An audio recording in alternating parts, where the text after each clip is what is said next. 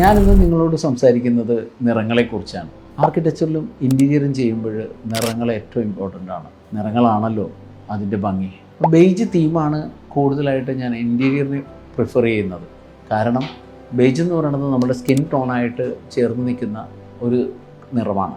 നിറങ്ങളെ കണ്ടെത്താനായിട്ട് നമുക്ക് എന്താണ് ചെയ്യേണ്ടതെന്ന്, നമ്മളൊരു പെയിൻറ്റ് ഷീറ്റ് എടുത്തു കഴിഞ്ഞാൽ ഒരു 400-500 ഷെയ്ഡ് ഉണ്ടാവും അതിൽ. അപ്പോൾ ഏത് നമ്മൾ സെലക്ട് ചെയ്യണം എന്നുള്ളൊരു കൺഫ്യൂഷൻ വരും വീടിനെ സംബന്ധിച്ച്. അങ്ങനെ വരുന്ന സമയത്ത് ഞാൻ എപ്പോഴും എൻ്റെ ജീവിതത്തിലേക്കാണ് ഞാൻ തിരിഞ്ഞു നോക്കുന്നത്. എനിക്ക് പറയാനുള്ള ഉത്തമമായ ഉദാഹരണം, നിറങ്ങൾ ലാൻഡ്സ്കേപ്പിങ്ങിൽ ഇരുണ്ട് നിൽക്കുന്ന കാർമേഘമുള്ള സമയത്ത് ഗ്രീനിൻ്റെ ടോൺ നിങ്ങൾ കണ്ടാൽ അറിയാം. നമ്മളെപ്പോഴും കാണുന്ന മരങ്ങളുടെ നിറങ്ങളായിരിക്കില്ല ആ സമയത്ത് നമുക്ക് ഫീൽ ചെയ്യുന്നത്. അതുപോലെ തന്നെയാണ് ബട്ടർഫ്ലൈ അല്ലെങ്കിൽ ചിത്രശലഭങ്ങൾ നമ്മളെടുത്ത് നോക്കിയാൽ അറിയാം. യെല്ലോ മെർജ് ചെയ്താണ് ഒരു കളറിലേക്ക് വരുന്നത്. അപ്പോൾ ഒരു കളർ സെലക്ഷൻ എന്ന് പറയുന്നത് ശരിക്കും നേച്ചറിൽ നിന്ന് തന്നെയാണ് നമുക്ക് കിട്ടുന്നത്. കൂടാതെ എൻ്റെ ജീവിതത്തിലേക്ക് ഞാൻ തിരിഞ്ഞു നോക്കുമ്പോൾ എൻ്റെ കുട്ടിക്കാലം അതിദാരിദ്ര്യമായിരുന്നു. ഒരു നിറങ്ങൾ വാങ്ങിക്കാനോ പെയിൻറ്റ് മേടിക്കാനോ വാട്ടർ കളർ മേടിക്കാനോ എൻ്റെ കയ്യിൽ പൈസ ഉണ്ടായിരുന്നില്ല.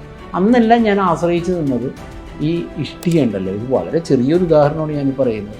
ഇഷ്ടിക പൊട്ടിച്ച് കഴിഞ്ഞാൽ ആ പൊട്ടിച്ചെടുക്കുന്ന ഇഷ്ടികയിൽ തന്നെ എത്ര കോമ്പിനേഷൻ കളർ ഉണ്ടാവും. റെഡ് ടിൻ്റ് ഉണ്ടാവും, യെല്ലോ ടിൻ്റ് ഉണ്ടാവും, ഡാർക്ക് ബ്രൗൺ ഉണ്ടാവും.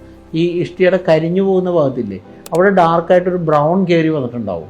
അപ്പോൾ ഇതെല്ലാം കൊണ്ടാണ് ഞാൻ ഗണപതിനെയും ജീസസ് ക്രൈസ്റ്റിനെയൊക്കെ വരച്ചുകൊണ്ടിരുന്നത്. അത് മതിലിൽ വരച്ചിട്ട് അതുകൊണ്ട് ഷെയ്ഡ് ചെയ്യുമ്പോൾ കിട്ടുന്നു. അപ്പോൾ ഈ ഒരു നിറം നമ്മൾ കണ്ടെത്തുന്നത് വളരെ വളരെ പെട്ടെന്ന് ഇരുന്നുകൊണ്ട് നോക്കിയിട്ടല്ല ആ നിറം സെലക്ട് ചെയ്യുന്നത്. നമ്മുടെ മനസ്സിൽ ഇത് പല സമയങ്ങളിൽ ഭാവങ്ങളായിട്ട് നമ്മുടെ മനസ്സിൽ ചിത്രീകരിച്ചിട്ടുണ്ടാവും. ആ നിറങ്ങളെയാണ് നമ്മൾ സമന്വയിപ്പിച്ചിട്ട് നമ്മൾ പ്രൊജക്റ്റിലേക്ക് വരുമ്പോൾ നമ്മളത് ഈസി ആയിട്ട് കൊണ്ടുവരുന്നത്.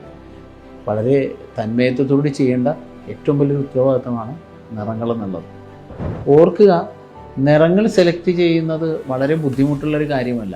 പക്ഷേ അത് നേച്ചറിലേക്ക് നോക്കി നമ്മുടെ ആഗ്രഹത്തിലേക്ക് സമന്വയിപ്പിക്കുമ്പോഴാണ് നല്ല നിറങ്ങളും നല്ല കോമ്പിനേഷനും ഉണ്ടാകുന്നത്.